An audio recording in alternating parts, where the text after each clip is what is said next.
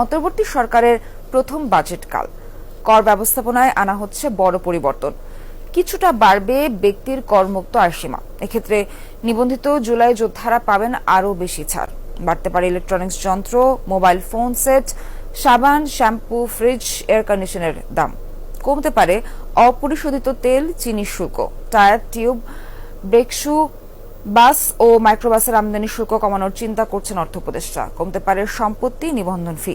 Mobile ফোনের উৎপাদন পর্যায়ের ভ্যাট বাড়াতে চান অর্থ উপদেষ্টা। এতে বাড়তে পারে দাম। কর সুবিধা তুলে নেওয়ায় বাড়তে পারে lift, Blender, juicer, mixer, iron, rice cooker, pressure কুকারের দাম। Motor vehicle manufacturing, washing machine, microwave oven, electronic ওভেনে 5% ভ্যাট বসতে পারে। এর প্রভাবে বাড়তে পারে দাম। সিগারেট তৈরির কাগজের দাম। ফ্রিজ, এসির কম্প্রেসার উৎপাদন পর্যায়ে অব্যাহতির সুবিধা বাতিল হচ্ছে।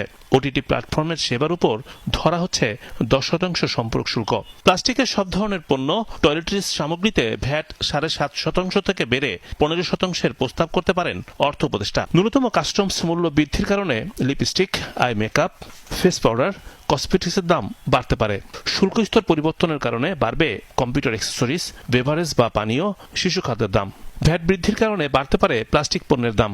অন্যদিকে চিনির আমদানি শুল্ক কমানোর প্রস্তাব দিতে পারেন অর্থ উপদেষ্টা। এছাড়া বাস ও মাইক্রোবাস, অপরিশোধিত জ্বালানি তেল, টায়ার, টিউব, ব্রেকের উপর শুল্ক কমতে পারে। ইনসুলিন, ক্যান্সার সহ 59 ধরনের ওষুধের কাঁচামাল আমদানিতে প্রত্যাহার হচ্ছে শুল্ক।